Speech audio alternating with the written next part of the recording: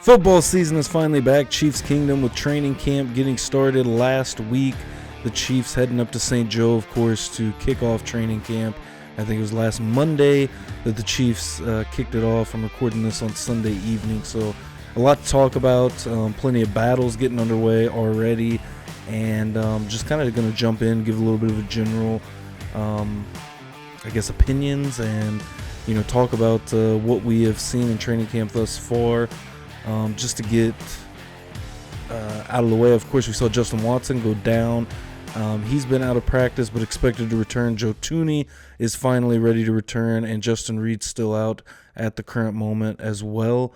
And I think Thuney is supposed to come back on Monday, so this episode will come out after he returns to the field and for his first practice in training camp in 2024. And already that left tackle battle starting to heat up as Kingsley Suamataia has shown up and become the number one left tackle. Of course, I did the film review on Wanya Morris that I'll put in the description below if you want to go check that out. We kind of looked at his film. He's one of the first players after the Hollywood Brown, the first returning player that I kind of looked into and plan to do more of those film reviews as we get ready for the season. The last one we did was Chamari Connor. I'll put that in the description as well, the link to that.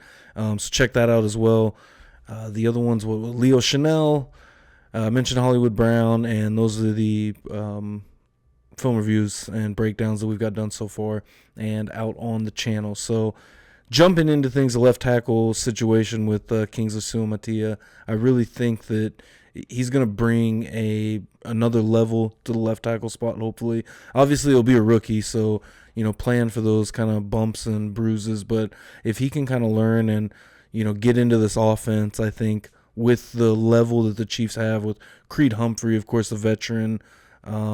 I guess they're all really veterans at this point, with Trey Smith at right guard, but left tackle, getting Joe Thuney back and getting him back at camp is going to be huge for Suamataia to kind of learn from. And, of course, we saw Joe Thuney at that left tackle position, and it really is going to drive a lot of, just competition between Wanya Morris and Kingsley Suamataia. So that's always good to see. Of course, you got Wanya Morris that spent a little bit of time and played left tackle last year for the Chiefs, and obviously didn't have a great showing as a rookie and, wasn't planned to be a starter. I think kind of came in, I think it was the Packers, Raiders, the Raiders game on the road later in the season. He played most of the Chargers game at left tackle as well. So seeing Suamataia come in and immediately give, kind of some pressure to Wanya Morris will, I think, help him develop a little bit more too. So, you got to depend on the backups as well, as we've seen. We saw Andrew Wiley end up getting a deal, and as well as Nick Allegretti, both with the Commanders in the last couple of years. And Nick Allegretti was huge last year, especially there towards the end of the season. The Chiefs had some injuries there on the offensive line. So Thuney being the main one out at left guard, Allegretti being able to start the Super Bowl and play very well. So excited to see how that develops, because you obviously need a left tackle. I think the rest of the offensive line is pretty set. Obviously, Jawan Taylor is, a lot of Chiefs fans are a very polarizing figure, I guess I'll say, for the Kansas City Chiefs right now with Jawan Taylor. Really just hoping he takes a big step forward this year. And he did towards the end of the year and in the playoffs, I think, and performed a lot better. Obviously, very bad start at the beginning of the year. Had the Detroit Lions game that was absolutely terrible, which, being at the game, I didn't even notice it really at the game. But, seeing, I think on social media throughout the game, kind of how he was moving his leg, kind of indicating whether the Chiefs were running or passing. And, just to see his progression, to kind of grow from that and be able to finish the season very strong, which is, very big for the Chiefs, because obviously they spent a lot of money on Jawan Taylor, coming into 2023. So now getting into the second year of that contract and hoping that he can, elevate himself. Mention the injuries, and the wide receiver group looks good. Xavier Worthy has looked good. There's been a couple of really good highlights of him in training camp so far already. And I really expect this team to be pretty good this year. I do expect this offense, which, we don't know about Rashee Rice yet, and the possibility of a suspension for Rashee Rice and what that will look like. How long is he going to be out? Nothing's been delved out yet, and it'll really be tough to kind of see if they, give that suspension out during the season, get Rashee Rice going the first few weeks of the season, and have to lose him to a suspension. I think we saw that with Willie Gay a year or two ago, where he ended up getting suspended for his offseason, issues that he had. And it seemed like it was 3 or 4 games into the season he got suspended. I think it was 4 games. I can't remember if it was last year or 2 years ago now. I think it was a couple years ago. I think that was 2022. We didn't, the Chiefs didn't quite have the depth at linebacker, and that really hurt them. But just seeing, kind of where everyone's shaping out. Chamari Connor, as I mentioned, I did that last film breakdown on him, and he's been, thrown in with the ones. But going back to that left tackle battle, saw Wanya Morris, left tackle 1 the first few days of camp, then transitioned to Suamataia and really haven't looked back yet. So I do expect him to end up being, at this moment, the starter is what it's looking like. And, I think that's good for the Chiefs, get a rookie in there and, let him go through his growing pains. And, as we saw last year, it seems like the regular season doesn't even matter for the Chiefs at this point. But the Chiefs are kind of just going out there and, getting through the regular season to get to the playoffs. That team that played in the regular season last year versus the postseason, 2 completely different teams. Absolutely crazy, to see the difference between, everything.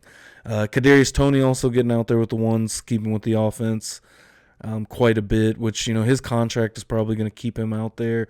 Sky Moore, from what I was watching on the Locked On podcast, the Locked On Chiefs podcast, shout out to those guys. They're great, come out with daily podcasts and, keeping you informed, and where I like to get a lot of my information. They kind of talked about and mentioned how Sky Moore wasn't getting as much reps with the ones that, they would have expected, which to me personally isn't unexpected, I guess, because, the year that Sky Moore had last year, look, going into 2023, I was very big on Sky Moore. And if you go back and listen to, the things that I had to say about Sky Moore, I was very excited for him. And I thought that he was going to be a vital role in the offense. He was a good route runner. And I thought that he would, bring a lot more to the table. Had his issues with the drops.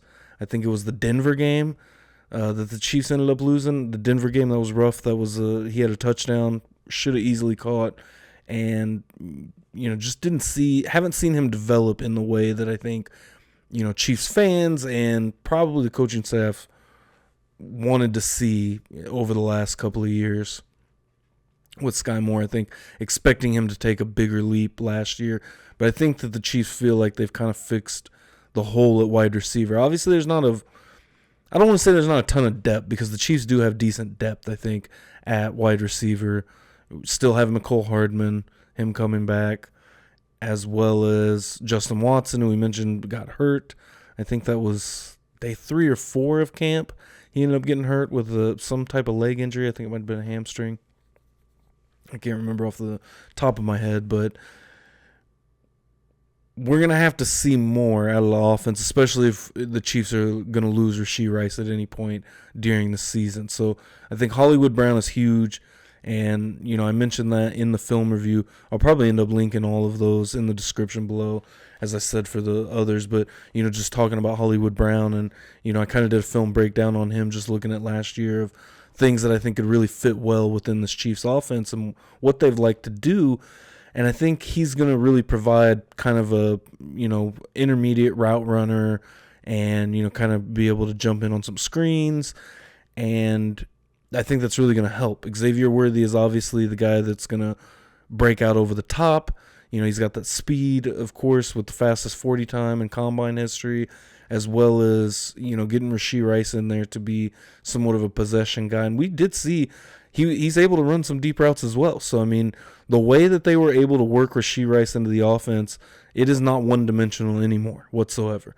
Because last year, towards the end of the year, this offense was so crutched, I felt like, where it's like you had Rashee Rice, you had some guys in there. Shout out to Steve Smith, a bunch of Jags, really. You just a guy is what you had. Justin Watson, that's just a guy. Like, can be a very good role player in that receiving mix. And if Kadarius Toney can step up his game, I still think that Kadarius Toney could be a decent guy to kind of, jump into certain situations and be a role player, just like Justin Watson. Obviously, I'm thinking more short to intermediate routes. I've heard that he's also got some snaps at running back and, kind of add that element of having a receiver playing running back where you could do multiple things with him. A couple of his biggest plays last year was out of the running back position and straight handoffs. There was one big play, and I can't remember what team or what game it was, but he had a very big run. It might have been the Bills game where he had a big run in the regular season, as we obviously didn't see Kadarius Toney much there towards the end of the year, whether it was an injury, whether they were just a healthy scratch. We may never know. Only the team and Kadarius Toney really knows that.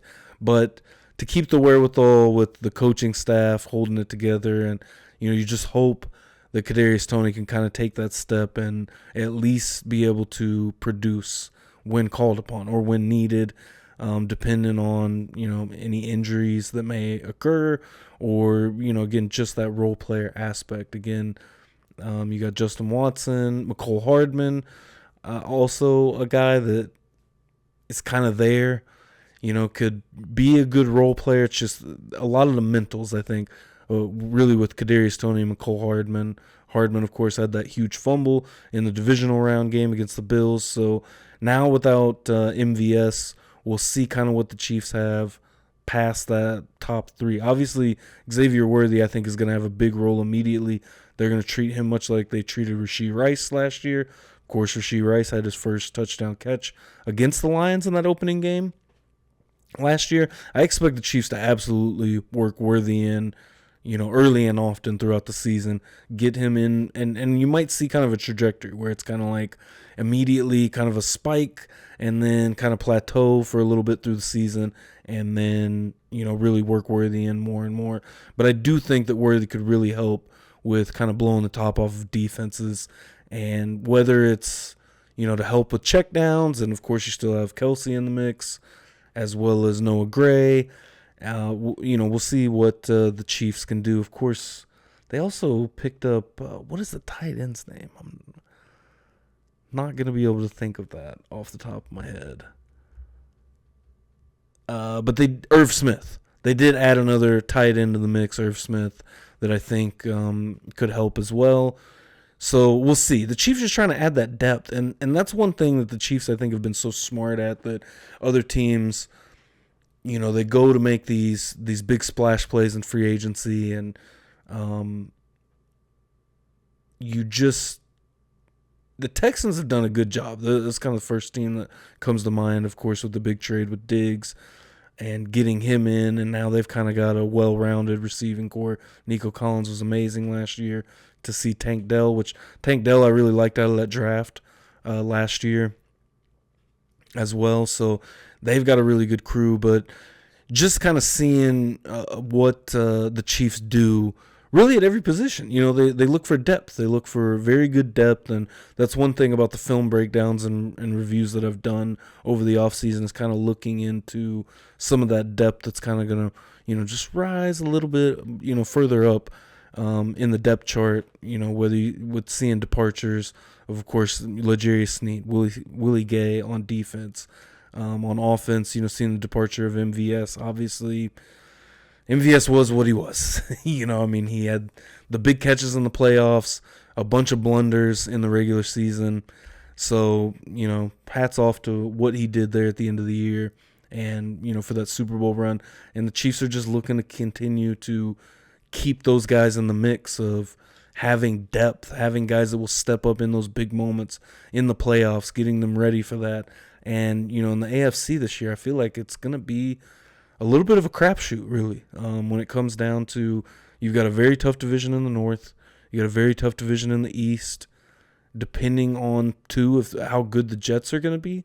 And the South also, to me, is just interesting. Obviously, the Houston Texans are the favorite, and looked at to be, kind of the top dog in the South right now, but you still got the Jags that are really good.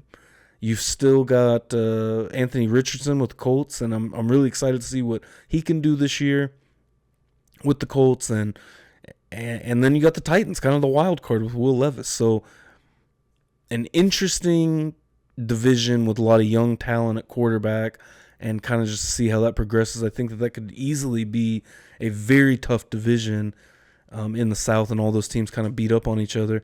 I think you probably get 2 or 3 teams from the North, possibly. I mean, still got the Steelers, Ravens, Bengals, and then, that defense in Cleveland that's just been absolutely phenomenal. And then you got the West, where it's really just the Chiefs. Some of these teams may be able to kind of make a push, but I just feel like this year going in, it's hard to kind of say any of these teams can really knock off the Chiefs. When you look at the Chargers, adding Jim Harbaugh, I feel like they have the best chance to be a dark horse to compete with the Chiefs and, make it a race to the end divisional-wise. The Raiders still don't have a quarterback. You got Gardner Minshew now and Aiden O'Connell, and that's a whole nother story. That I do expect them to have a rough go of it against the Chiefs. Of course, if you hadn't seen already the whole Kermit the Frog video, they kind of were poking fun at Mahomes on training camp, and I feel like Jim Rome said it best, was like, what's funny about this situation? The fact that this team beats you every year.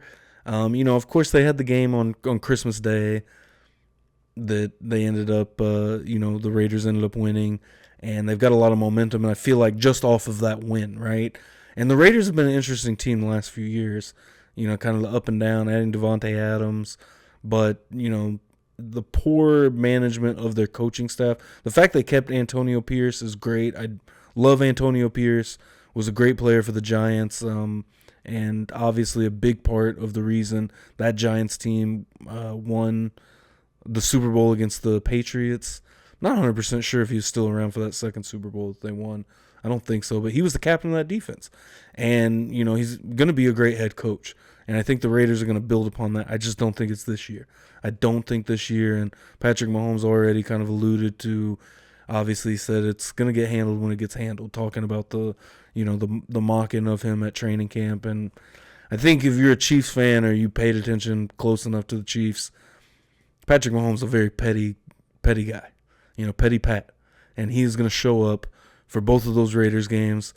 And, I haven't looked at other team schedules. Obviously, we kind of went through the Chiefs schedule, which I'm going to go through again, I think, closer to the season. Maybe see a little bit out of the preseason. And then go through the Chiefs schedule again, kind of go over the wins and losses, what I think kind of may shape up with this season with the Chiefs. But the West is the one division where it just feels like, and I didn't even mention the Broncos, which the Broncos now have Bo Nix. I assume he'll be the starter, as they've also got the Jets quarterback, Zach Wilson. That's a whole, I haven't honestly heard or, looked up anything about the quarterback battle going on in Denver. I did see one highlight where Bo Nix made a really good throw. So we'll see. I just don't think Denver, it's their year. I think all of these teams are kind of building. The Chargers are the one team that maybe has a chance to put something together to be somewhat of a threat to the Chiefs, but I think it's going to be really hard for any other team to make it out of this division this year, just based on where they're at with the AFC West versus, the Northeast and South that could produce some really good teams. Obviously, the South is a wild card to me because I'm not really sure how good any of those teams are. And now that we have a whole year of film on C.J. Stroud and kind of that offense, what do we see out of the Houston Texans? Are they going to be as good as they were last year? Obviously not having as tough of a schedule, which I wouldn't know, where they're at based, looking at it. But the South has always been a division that has very tough divisional games, much like, really every division is the same way, but it seems like the AFC South is one of those divisions that's kind of Russian roulette every week of, when you see a divisional matchup, anybody can beat anybody, which is obviously every divisional matchup. But anyways, I digress. You get what I'm saying, is the South likes to beat up on each other. The North is very similar, but the level of teams in the AFC North compared to, and the East at that, talking point of versus the South, I think that the North and the East have the best chance of getting, multiple teams out of their division. Because, you got the Bills, Dolphins, Jets that could all be playoff teams. Every single team in the North could be playoff teams. That's 7 teams right there.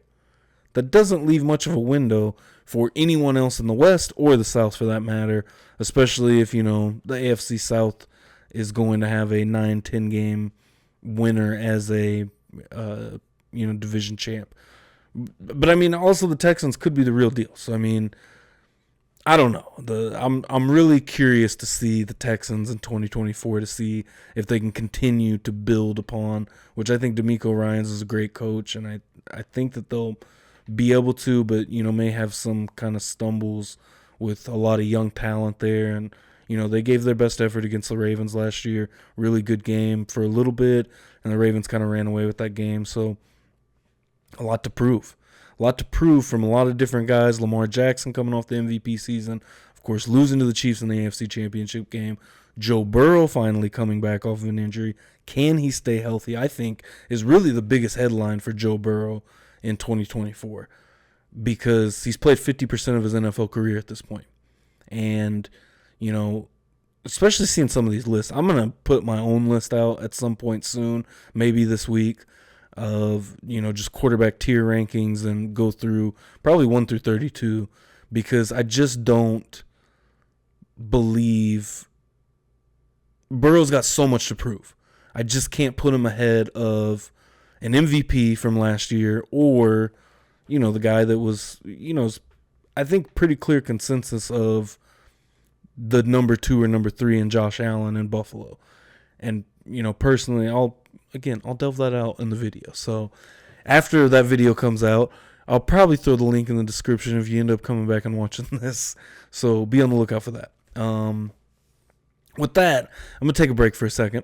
And I just want to give a huge shout out to Chiefs Kingdom and, everybody that subscribed in the last couple of months. Really, June was a huge month for me, obviously, going from 77 and I think we're at 230 subscribers the moment that I record this. The goal was 200 by training camp starting. Smash that. I think by the day that training camp started last Monday, I think we were at, I want to say it was like right around 210, somewhere around in there. So I really appreciate that. And if you enjoy this content, make sure you smash that subscribe button. If you're not subscribed already, I know plenty of you watching are not subscribed. Smash the like button. Obviously, it helps with the YouTube algorithm, and plenty of stuff coming, as well as over on my Twitch. I did stream tonight some college football over there. I'm going to get more involved with that. And me and EDJ, of course, who's appeared on this podcast a few times, planning on starting a Dynasty over on there. I'll probably end up Twitch streaming those games and throwing them on this YouTube channel as well. That game's been awesome. I haven't got to play too much with work, and then was on vacation last week. So again, just wanted to thank everybody for subscribing to the channel that have, and let's continue to just soar on. And I think right now I'm going to set the bar at 300. Let's hit that 300 before the NFL season officially starts. I know probably not before the preseason starts, but let's hit that 300 subscriber mark. So on the road to 300, getting back to kind of, I think I pretty much hit all the talking points. Kind of been rambling on about divisions and stuff, and we'll get more into that. But obviously a huge season coming up. The Chiefs are going for the three-peat. No team has ever completed a three-peat ever in the history of the NFL. It's a huge season for the Chiefs, and I think that they've kind of gotten back to where they were. Now, I thought this before with, maybe it was Kadarius Toney, I feel like.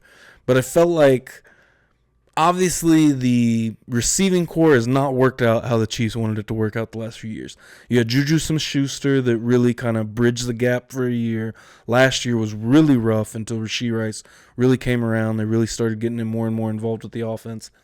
So I think now, moving into 2024, they've kind of revamped this offense, going out and getting Hollywood Brown, moving up to draft Xavier Worthy. And I mean, the moment he ran that 40, I thought that guy's going to be a Chief. There's no way, especially when Patrick Mahomes tweeted it out. I think I've mentioned that on the podcast already. I know I've said that to multiple people I've talked to, but, I really do think that, I thought at that moment that Worthy was definitely going to be a Chief. And I think this offense might be back to what we saw more at the beginning of Patrick Mahomes' career. In 2018, 2019, having more of explosive offense. You still have Kelsey in the mix. And, obviously Kelsey slowed down last year. I mean, there's no real, putting it mildly. I mean, he slowed down for a Hall of Fame tight end because he still had an amazing season. He still almost hit 1,000 yards. He still, I've seen so many comments and so many talking points of, Kelsey is finally, falling off. And I just feel like, where is he falling off at? Because I don't think I've really seen it. I mean, he had huge playoff games as well. I think that, I can't remember what game it was. He had like 10 plus catches. He had the injury in training camp last year. Knock on wood that, nothing happens to Kelsey during this camp, but he hyperextended his knee going straight into the season. That's just a terrible way to start off the year. I mean, Burrow last year. Burrow was the same way, where he ended up, getting a season-ending injury, but his season started in camp getting hurt. And I think that that's huge when, there's so much expected of you, and the Chiefs have done a good job. And, like I talked about earlier in the podcast, was just the depth of the team. And offense and defense alike, there's so much depth with this team that I think that, they have a lot of good role players that can go out there and make things happen. Bringing Clyde Edwards-Helaire back, personally, I think is huge. And I mean, I've always kind of held the thought that Clyde Edwards-Helaire is good for this team.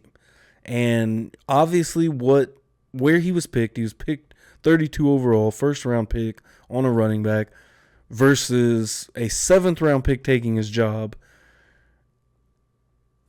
I mean, I get it. The optics are not great, but what he's become is another good role player that can come in and make some stuff happen. I mean, even when a receiver couldn't catch a ball last year, you had Clyde Edwards-Helaire making acrobatic catches in the end zone against Patriots, and, whatever week that was, 15, somewhere around in there. Clyde Edwards-Helaire can hold his own, and, when 25 is called, he is going to make a play, I think, a lot of times. And, sometimes you obviously, some of the run plays that they run with Clyde, I mean, everything's not going to hit, obviously. But I do think that Clyde, has a good role in this offense. So, we'll see. We'll see what this offense holds, because I'm really excited to see the offense this year. I think the defense might take a slight step back. I don't think that you're going to see what we saw out of this defense last year. But I do think the offense takes a huge leap forward.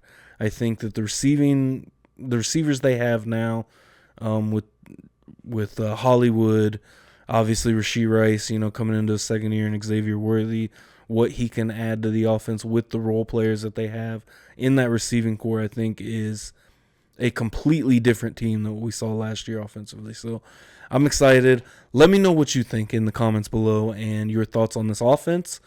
And, do you see a return to form? Do you see this offense kind of getting back to being more explosive and kind of what we were, used to seeing with the Chiefs offense earlier in Patrick Mahomes' career?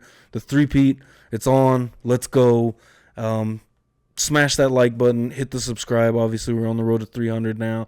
And, again, let me know in the comments below what you think about the Chiefs 2024. And who's your dark horse in anywhere in the AFC? Who do you think that would be unexpected to make the playoffs? that has a shot to make the playoffs this year. Until then, we'll see you on the next podcast. You already know, go Chiefs.